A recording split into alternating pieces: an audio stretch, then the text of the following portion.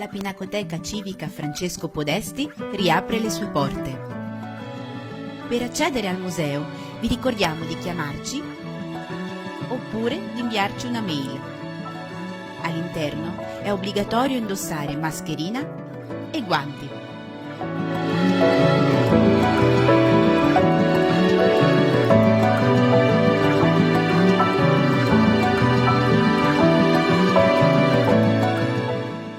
Vi ricordiamo infine di mantenere la distanza di sicurezza. Vi aspettiamo!